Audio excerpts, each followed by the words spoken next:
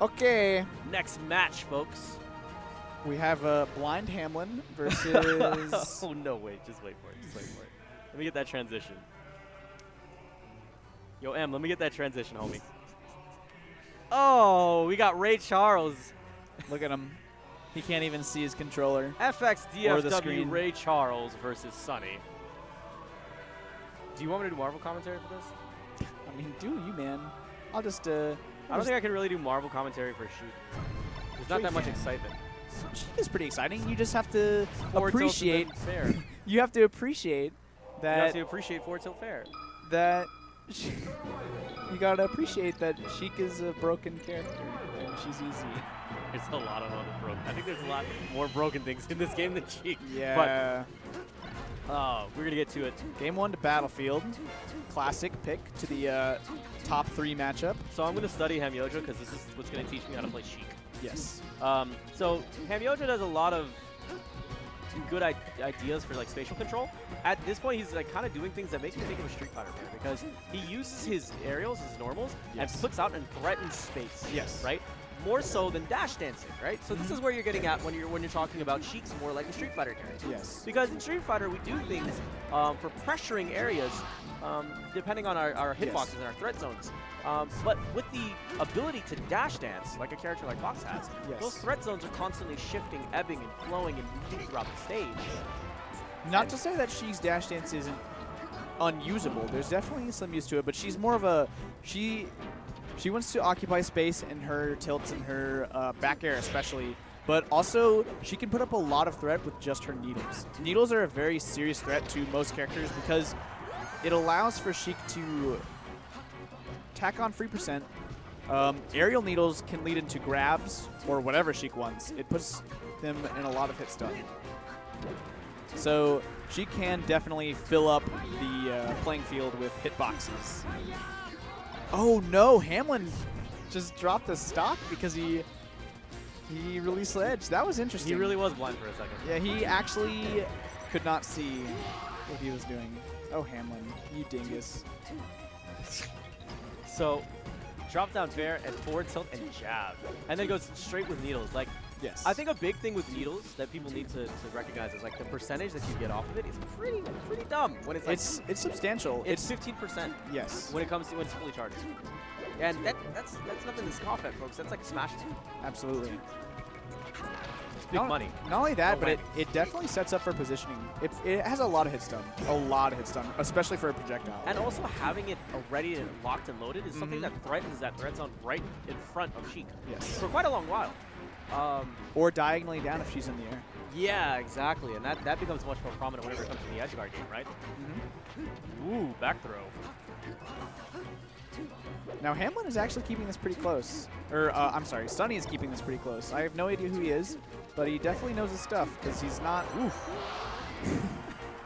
As I say that, he Commentators curse him he is now losing. Welcome to the show. This is some... Oof. Great power comes great responsibility. Well, okay, Sunny is definitely keeping this close. He is holding anyone's his own game against one of FX's strongest players in this game. One of Dallas' finest, I'll say. Oh yeah, absolutely.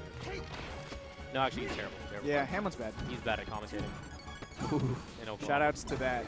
Shout-outs to that Arlo commentary. Okay. So here's a fun thing that you guys should keep in mind when it comes to the up air. When you're SDIing, most people kind of SDI up because they're afraid of the second hit that's coming and they don't think he's going to be able to come up that much higher, right? Yes.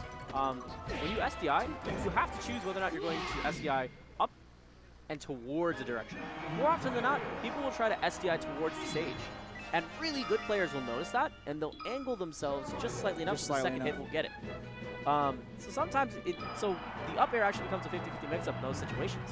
So you need to kind of read that scenario and be like, okay, does he think that I'm scared enough that I have to go back towards the stage, or do they think that I can SDI out? So that the layers of reading each other start to lay. Melee is a deep game, man. It's crazy deep.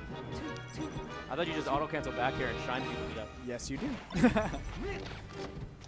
JK's, I kid. Here, guys. So, classic counter pick, Pokemon. Lets Fox get some delicious up smashes, some good up airs. Easy to kill off the top. for sure. Although Sheik isn't awful at this stage, mainly because she's just a good character. Ooh. Okay, so in that scenario, whenever you know Phantasm's coming, I prefer just turning away, start to shield, and then wave dash out of shield and then go for grab. I can see that. I feel like it's actually you can grab people in Phantasm. If you are good enough. Before, yeah. That is hard to do. I've seen some really good Sheik players or just players in general just grab out of a Phantasm. I used to be able to do it on command. It's hard. In my young man days. It's hard. But now I feel like the most optimal way to edge guard a Fox is needles. Needles kind of screw space animals over. Yeah, definitely, in a big way. Ooh, he gets 3 hits on that down smash because of the tree. Ooh, just outside of the range. All right, we got wall jumps. Look, what is this, Rivals of Aether? This is wall ball right now. It's wall ball?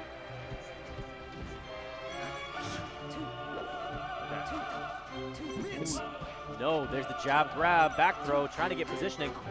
Oh, no. Missed, I don't like that. Wave dash. Please don't do that. The ledge dash. It's okay. Oh, Hamlin did the old wall jump into double jump to get over the tree. It looks really cool, but it's actually really easy to do. It's just a nice to have. It's just one of those swaggy things that you can do on stream just because. Swiggy. Sweet. Hamlin going for the re-grab, but it was not a reaction. It was more of a read, and he misses it. No. Come on. And even he's like, nah, man. Sonny is not happy with that angle. He was doing really good the first game, and the second game he's... I think some nerves kicked in. He got a little jittery. Who knows? Because I know whenever I'm playing and I start doing those sort of things, I'm a little bit nervous. It sort of just built on itself. Yeah. Like, the first one is just like, it's frustration. And then the frustration leads to me being nervous the next time I do it a little bit. It's like adding a little bit of mental taxation on yourself. Ooh. Okay, he just wave dashed in front of him and forward tilted. Oh, he went for the charge up. So there's little things that Hamlin's doing that are pretty dope. Ooh, that wait was pretty nasty. You could just see like how confident Hamlin was. He just stood there and waited. He ain't gonna commit to a dash or nothing. He's just gonna wait for you to screw up. Oh, there was that swaggy wall jump. Swiggy. That word just always sounds funny in my head. Swag. Yeah, but instead of swag, it's swiggy. Sweet, like SWIG. Yeah. Sweet. Oh, see, there's that needle grab I was talking about. Very, very reliable thing for Sheik to do. That's the up tilt. Oh, Fox is living though. He's going to angle straight back to the stage. That up smash is not going to be enough to take Hamlin off the top. Instead, that fair disrespect into the stage, and he explodes on impact. Fox disappeared from that. Like, here he was on edge, and then game over. Like, that was it. Oh, my gosh. That was good. That was really fun. Completely just removed from the game. Oh, deleted. He was deleted.